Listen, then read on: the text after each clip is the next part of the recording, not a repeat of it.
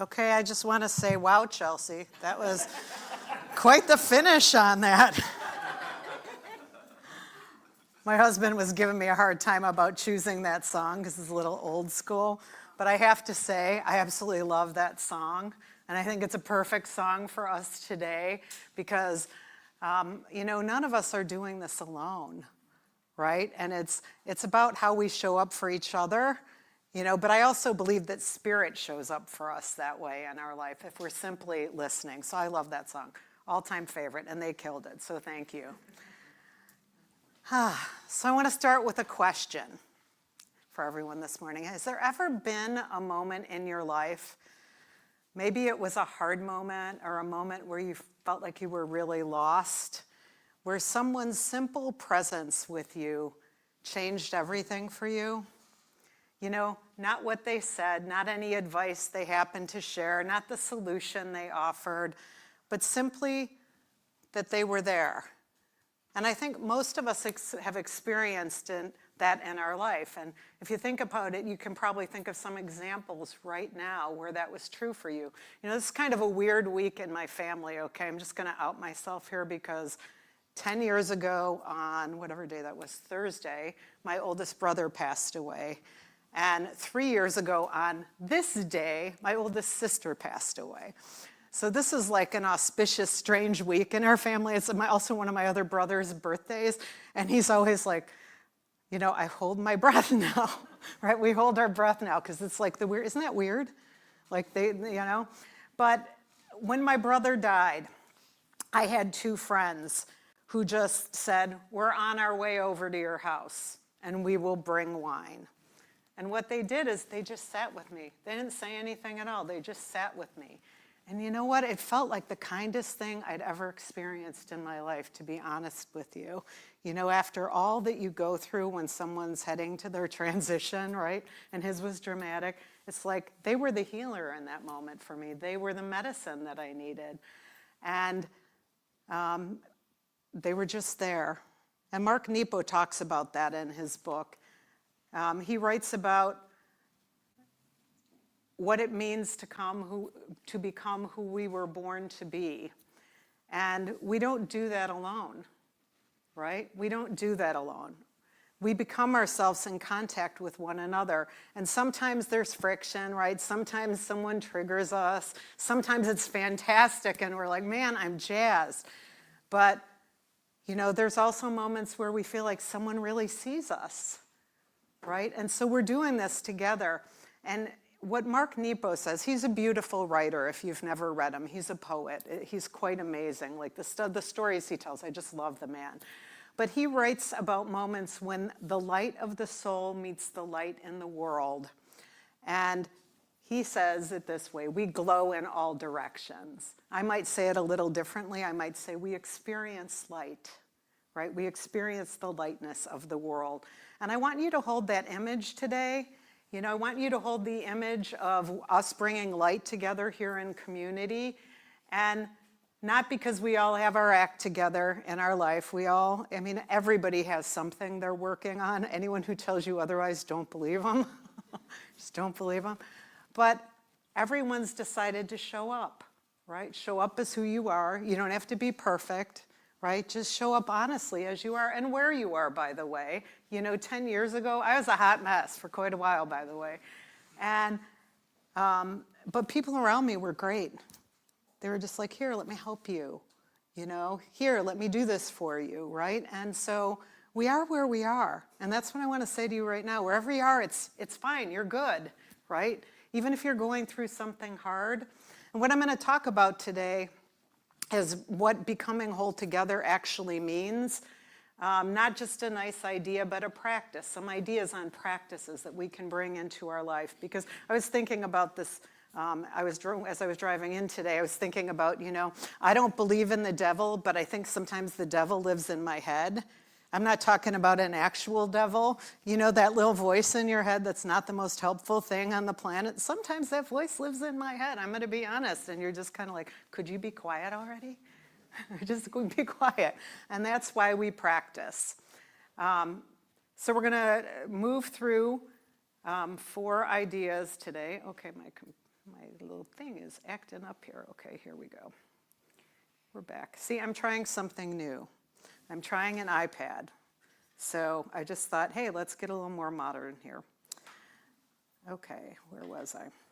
Okay, so Mark Nepo tells a story in his book, and I want to invite you to imagine this story in your head. Imagine the first time one human being came across another human being, right? And, before there was all of this, before we had cities, before we knew how to communicate with each other through language, before any of these structures that we have today existed, one person, maybe that person was in a cave, and then they look out and they see a stranger on the horizon. And in that moment, something inside them has to choose how to be with that, right? Nepo said there's only two possible responses. The person in the cave could say to the stranger, "You're different, go away." Or, and he calls that the go away tribe. Or the person in the cave could look at the stranger and say, "You're different than I am. Come teach me." And he calls that the come teach me tribe. And, if you think about that, it's humble and liberating at the same time, right? Because we're in both tribes, right? There are times when we're in, the, hey, leave me alone tribe, right? We're pushing away. We, like, you're not like me. Hard not to do that right now in some circumstances, let's be honest, right? And there might be times when that part of us that's like, just there's too much going on, there's too much uncertainty, that's like, just leave me alone, right? It's normal. But what do we do when we do that? We pull in, we protect, we might not connect, right? And our spiritual practice isn't to pretend that we don't have a go-away tribe, because we all have that part of us sometimes, right? It's remembering what tribe we committed to, right? I'm trying to commit to come teach me. How about everybody else, right? Come teach me. I'm open to learn.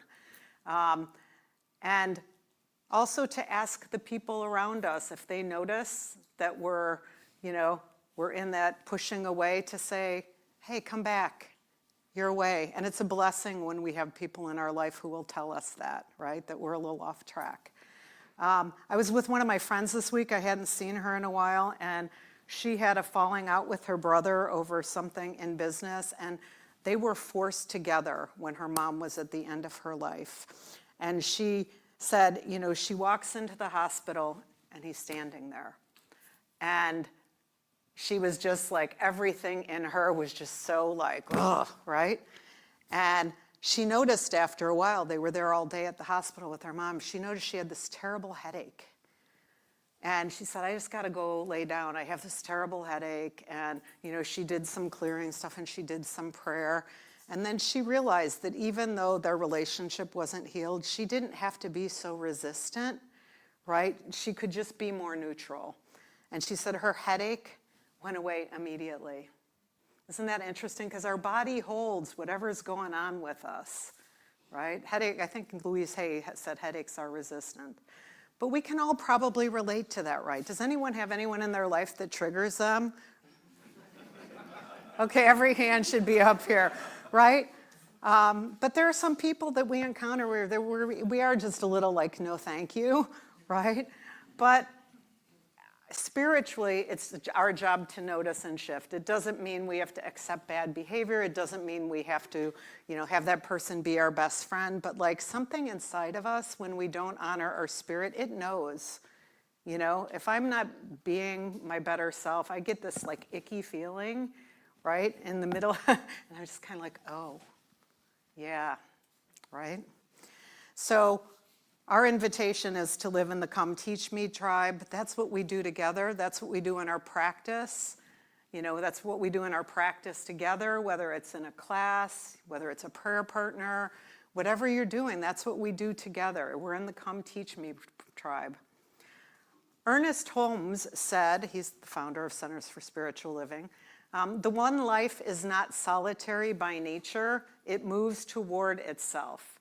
Love is not something God has, and you can use another word if you don't like the word God. It's what God is expressing through us toward one another.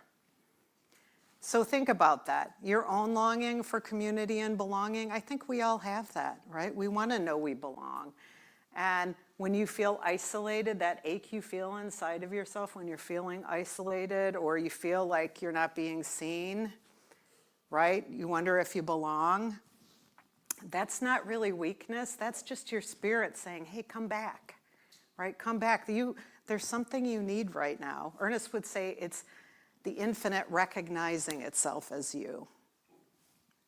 So you were not made to be complete alone. And that's what we all have to share with each other. You know, lots of people are feeling isolated right now. And the way we live and work in the world today can really add to it, right? So it's important for us to realize that we grow through our interactions with others. Some of them are bumpy, some of them are lovely, but we're growing, right? We're growing. Howard Thurman said there's something, and Paul read to us from this, there's something in every one of you that waits and listens for the sound of the genuine in yourself. It's the only true guide you will ever have. And he goes on to say, if I hear the sound of the genuine in me, and if you hear the sound of the genuine in you, it's possible for us to truly meet each other. And when that happens, I begin to see myself as you see me, and you begin to see yourself as I see you, which is a beautiful gift, isn't it? You know, sometimes we don't see ourselves. That's a beautiful gift when you can give that to someone else. Like, I see you as someone offering this gift right now, because I think a lot of times we don't see our gifts. Other people see them, we don't see them. I don't know about you, I think it's true. So, and what happens when we see each other, right? The walls that separate us dissolve because we're singing the same song of the divine. It just is showing up in a different, expression. And isn't that beautiful? Because we all have different things to offer. It's wonderful. But we need other people to reflect back to us too. And community, this community, other communities, maybe it's your family, whatever community you're part of, isn't the backdrop to your becoming, it's what calls your becoming forth. So you could have been someplace else today, but you're here, so thank you for being here. I want to introduce a few other things. Mark Nepo has a chapter in this book called Just This Person. And the practice is exactly what it sounds like, and it's harder than it sounds. It's a practice of setting aside everything you think you know about somebody, and your history with them, which can be hard, right? Especially in families, like there's some history sometimes. Your judgments about them, your hopes for them, maybe you have expectations, your disappointments, right? But it's about simply meeting the person exactly where they are right now. And in this moment. And, you're not who you were last week or last year or 10 years ago, and neither are they. So could you simply get curious? Who's this person that's right in front of me right now? Right? And just be there, which is hard because we all have our electronic devices. Thankfully, mine is not on my body right now to pull out. So just this person. Martin Buber, the Jewish philosopher, wrote a book that was revolutionary in the time it was written in 1923. It was called I and Thou. And his insight was this: there's only two ways of relating to the world. There is I, it, and I, thou. So what's the difference? If I relate to you as I, it, you're sort of a means to an end for me, right? Like, I don't really see you as a person. You're someone who serves a role in my life. It's easiest to think about that like you're at the grocery store and you don't even notice the person checking you out because they're a means for an end. That's kind of what it means, but you can probably think of other examples. But when I relate to you as a thou, what am I doing? I'm relating to you, I'm seeing you, right? Something entirely different happens. And in that moment of genuine encounter, I'm changed by you. Have you ever had that happen? Where you just maybe had a feeling of magnified presence when you were with someone? It can happen when you pray. I mean, I've seen it happen in the work I do And outside of Cityside and Vistage, I run these peer groups. I've seen, a group be really present for someone who's going through something, and like the energy in the room is palpable. Have you ever experienced that? It's pretty incredible, right? Martin Buber said, when two people relate to each other authentically and humanly, God is the electricity that surges between them. I love that. Because the divine doesn't live somewhere else. It lives in the space between us, right? And it lives in us. Brené Brown has spent decades researching what she calls wholehearted living. And one of her most important findings is the distinction between belonging and fitting in. So fitting in is when you assess a situation and become whoever you need to be accepted. Anyone besides me guilty on that one? I actually had a coworker said to me once, and he meant this as a compliment, but he's like, you're a chameleon. He goes, you can work with anyone. But I'm like, now I think about that, I think, wow, is that good? Right? Is that good? Like, I probably didn't show up as my whole self, right? I was trying really hard to fit in. That, it's not actually, now I don't consider it a compliment anymore. But belonging, real belonging is when you show up as yourself and you discover you're still wanted. And that's the gift we offer to each other. I remember one of my friends who's been married for 40-some years told me years ago about her husband. She goes, he knows the worst thing about me and it's okay. Think about that. We all have people in our life who are like that for us, right? Like, I have one friend, I'm like, I could call and tell her I shot someone and she'd go, well, that was a bad idea. Right? We all want that person in our life, don't we? Who just sees us and who just, they're not judging us.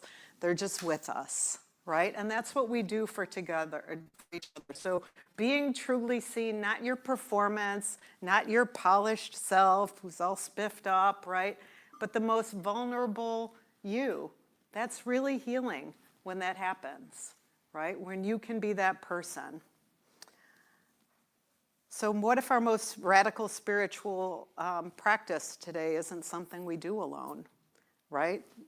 What if it's simply turning to the person beside you and deciding to actually see them, right? I'm actually going to ask, and I know my online friends, you can't look around the room right now, but you can look around your room at home. Maybe there's a person or an animal there with you or something that's living. But I just want to invite everyone. We're just going to take 10 seconds. Just take your eyes and look around the room and make eye contact with people.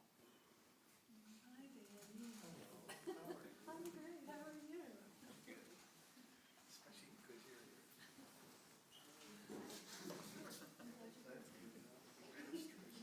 I'm getting a warm, fuzzy feeling watching all of you, I just want to say. It's wonderful to be connected, isn't it? So I want to talk about one other chapter from Mark Nepo. It's called Hearing the Cries of the World. And it's about compassion. And it's not about compassion as a feeling we generate or a virtue that we practice. It's really, the way that he's using it, it's really about staying present when there is suffering around you. And not turning away, not fixing it, not fleeing, just remaining. Which is hard, right? I'm sure we've all done that at some point. But being willing to let what's hard touch you and willing to stay in contact with another person's reality when it's hard to just stay in the moment, right? And he tells a story I love. He was in a bar, and there was a Vietnam vet at the end of the bar, and the guy was really loud, and he was really angry, and no one wanted to talk to him. People were literally ignoring him. And Mark Nepo decided he was going to go sit with him. And he drank a beer with him. And, he listened to the man's stories. And they were terrible stories. They clearly were still very alive in his body and his experience, as many people who were in war have experienced that, right? But Mark Nepo at some point said to him, I can't imagine And the man said, no, you can't. And Mark Nepo said to him, and I probably wouldn't have been smart enough to say this in the moment, I was going to say, I can't, but I'm here. I can't, but I'm here. And think about that, because those words are pretty much the whole teaching, right? Not, I understand you, not, I know how to fix this, not, let me offer some perspective, right? Just, I can't, but I'm here. It's actually the biggest gift that any of us can offer to anyone, right? To simply be present. And that's what he means by hearing the cries of the world. Howard Thurman said, the beloved community is not built on agreement or ease. It's built on the willingness to stay present to one another's reality, even when it's uncomfortable, and especially then. Ernest Holmes said, every act of genuine compassion is the universe healing itself through us. I love that. And it's love doing what love does, recognizing itself across the apparent distance between two people. So you don't have to have the right words, you don't have to fix it, you don't have to be, you just have to be willing to stay.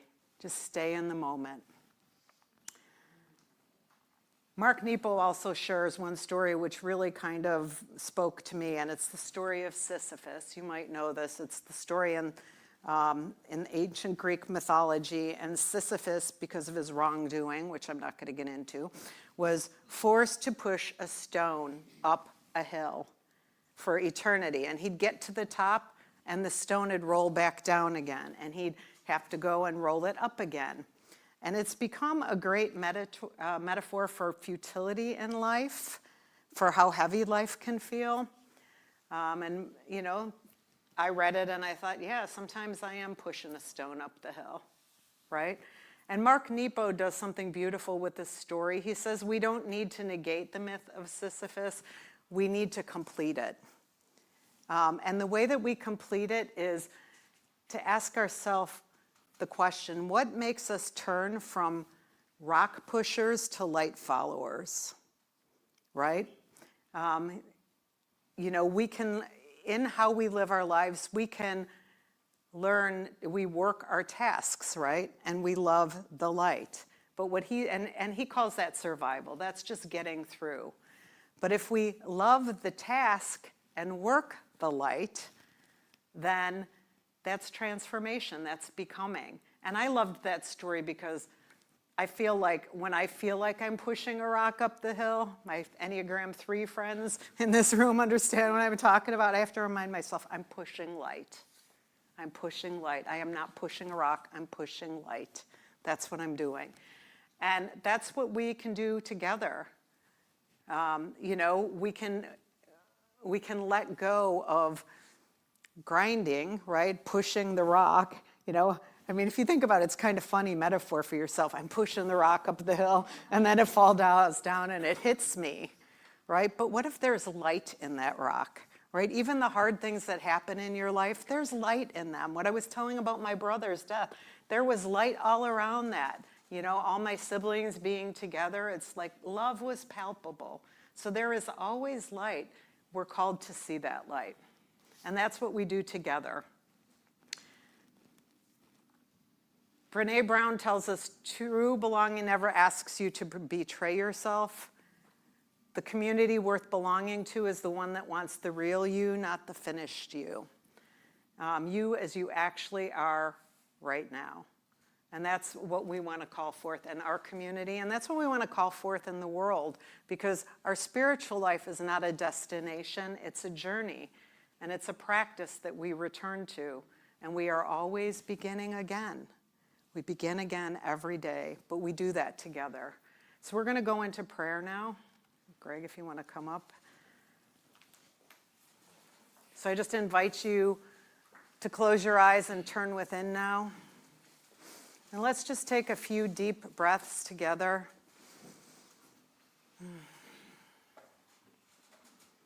Just breathing in love. Breathing in light. just releasing anything that you're carrying, anything that doesn't serve you. And in this moment, just know that we are surrounded by this light and love always and everywhere. That the divine is expressing in as in through each and every one of us with love, with grace, with ease, with wholeness, with healing, with love, with goodness. And I know that we are all one with this energy of the divine. We are one with this light and love itself. That it's the truth of our being. It's the only truth of our being. There is no other truth to our being other than this light and love. So from this place of oneness, I speak a word of transformation for each and every one of us. May we come together in community to practice. May we do our own work. May the divine support us beautifully in all of this. And I know that Spirit knows what it wants to do with your life and the love in your life, the connections in your life, all of your life. God's got this. So this is what I say yes to for all of us. And I also just speak a word of healing for our country and the world, just knowing that love comes forth, that love is the only thing happening, and that love is revealed. Where it seems absent, it's there. I just know and declare that love is revealed now. And I know for each of us that we are having a profound experience of love and belonging and connection. Just giving thanks for this, giving thanks, knowing that Spirit makes the way forward for all of us. Giving thanks, knowing that the love connects us, that we belong. Giving thanks for coming together in community, here and in our lives. And giving thanks that we are always and everywhere becoming more of who we are called to be. And with so much gratitude for all of us, let us say together, and so it is. Amen.